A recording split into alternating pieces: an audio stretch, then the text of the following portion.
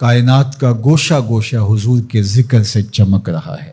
شرق سے لے کر غرب تک کوئی لمحہ ایسا نہیں ہے جہاں حضور کا نام گونج نہ رہا ہو۔ سماٹرا کے ساحل سے لے کر کے دنیا کے دوسرے کونے تک کوئی ایک سیکنڈ بھی ایسا نہیں ہے جب اذانوں میں اشہد ان محمد رسول اللہ کی صدائیں نہ گونج رہی ہوں۔ ہر ساعت، ہر لمحہ آقا کریم علیہ السلام پر کروڑوں لوگ درود پڑھ رہے ہوتے ہیں اور اربوں کھربوں درود حضور علیہ السلام کی ذات پہ ہر روز بھیجا جا رہا ہوتا ہے۔ یہ حضور کی عظمتوں کے پھریرے ہیں جن کو لہرانے کا ذمہ میرے رب نے اپنے ذمہ کرم پہ لیا ہوا ہے۔ وَلَلْآخِرَةُ خَيْرٌ لَكَ مِنَ الْأُولَىٰ، ہر آنے والی گھڑی گزرے ہوئے لمحے سے آپ کے لیے بہتر ہی ہوگی۔ وَرَفَعْنَا لَكَ ذِكْرَكَ، محبوب تیرے ذکر کو رفعت ہم نے دی ہے، اور جس کے ذکر کی رفعت کا ذمہ میرے رب نے اٹھایا ہو اس ذکر کے فروغ کو کوئی کم نہیں کر سکتا، اس اونچے جھنڈے کو کوئی جھکا اور سرنگوں نہیں کر سکتا۔ 70,000 فرشتے صبح کو، 70,000 فرشتے شام کو حضور کے روضہ اقدس پہ سلامی دینے کے لیے آتے۔ فرشتوں کا ہجوم اور آقا کریم علیہ السلام کے روضے کے اوپر انسانوں کا انبو، عقیدت کے سانچے میں ڈھلے ہوئے لوگ گزرتے ہوئے سلام پیش کرتے ہیں، درود پڑھتے ہوئے جاتے ہیں، عقیدتوں کا اظہار کرتے ہیں۔ کائنات میں جس طرح ہر لمحہ اذان ہو رہی ہوتی ہے، ہر لمحہ نماز پڑھی جا رہی ہوتی ہے۔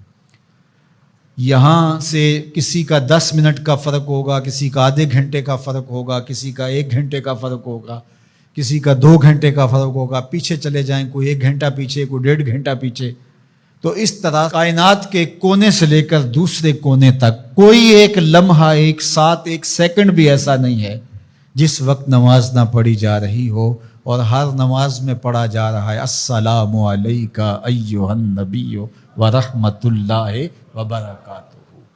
ہر آن، ہر ساعت، ہر لمحہ ان کی عظمتوں کے زمزمے ہیں اور ان کی رفعتوں کے قصیدے ہیں جو پڑھے جا رہے ہیں۔ اللہ اکبر، یہ شان ہے اللہ نے اپنے محبوب کو عطا فرمائی۔ لا یؤمن احدکم حتی اکون احب الیہ من والدہ وولدہ والناس اجمعین، تم میں اتنی دیر تک کوئی شخص کامل مومن نہیں ہو سکتا جب تک اپنے ماں باپ سے، اپنے رشتہ داروں سے، اپنے عزیزوں سے، کائنات کے ہر فرد سے جب تک میرے سے زیادہ پیار نہیں کرتا ہے۔ اللہ اکبر۔ حضرت سیدنا علی المرتضیٰ رضی اللہ تعالیٰ عنہ فرماتے ہیں، سخت گرمی میں میٹھے اور ٹھنڈے پانی سے جتنی محبت ہوتی ہے ہمیں حضور اس سے بھی زیادہ محبوب تھے۔ اللہ اکبر۔ یہ حضور کی محبت ہے جو اہل ایمان کے سینوں میں رکھی گئی ہے۔ اہل ایمان تو اہل ایمان رہے، حضور کا پیار تو پتھروں کے کلیجے میں بھی رکھا گیا ہے۔ فرمایا کہ احد جبل یحبنا ونحبہ، احد پہاڑ ہے جو ہم سے پیار کرتا ہے، ہم اس سے پیار کرتے ہیں، تو کائنات ان سے محبت کرتی ہے۔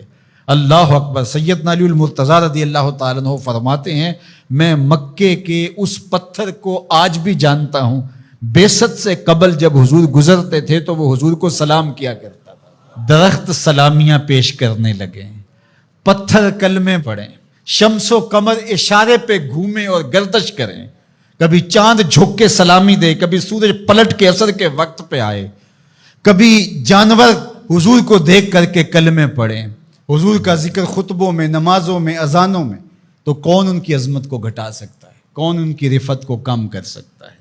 یہ اپنے خوب سے باطن کا اظہار تو کر سکتے ہیں، لیکن ان کی عظمت کے پھریرے جن کو رب نے محمد بنایا صلی اللہ، محمد کون ہوتا ہے؟ الذی یحمد حمدا بعد حمد، جس کی تعریف کی جائے جی پھر بھی نہ بھرے، پھر تعریف کی جائے۔ ابھی تشنگی باقی ہے، ورق تمام ہوا اور مدح باقی ہے، پھر تعریف کی جائے۔ قلم ٹوٹ جائیں تعریف ختم نہ ہو، روشنائی سوکھ جائے تعریف ختم نہ ہو، کاغذ ختم ہو جائیں تعریف ختم نہ ہو، عمریں لگ جائیں تعریف ختم نہ ہو، تعریف کی اپنی تعریف ختم ہو جائے، محمد وہ ہوتا ہے جس کی تعریف ختم ہو۔ کفار مکہ جب حضور کی مخالفت کرتے تھے، سب و شتم کرتے تھے، تو ایک دن ان میں سے کسی نے کہا تم تو اہل زبان ہو اور تم محمد کہتے ہو اور عیب بھی لگاتے ہو، یہ بات کوئی اجمی کرے تو سمجھ میں آتی ہے، لیکن تم تو عرب ہو اور تمہیں پتہ ہے لفظ محمد کا معنی کیا ہے، پھر بھی تم تنقیص کرتے ہو۔